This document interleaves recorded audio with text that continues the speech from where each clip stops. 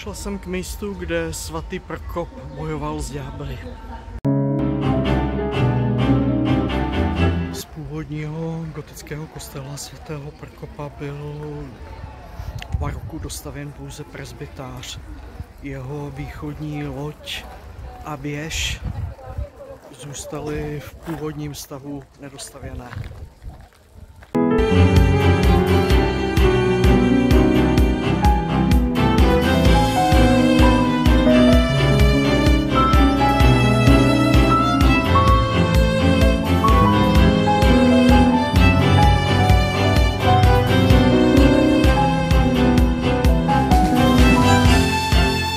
Stojím právě kousek od majestátní lípy a od románských zbytků kostelíka svatého Kříže v zahradě Sázavského kláštera.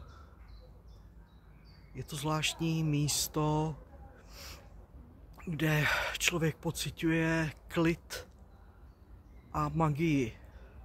Místo se silnou energií.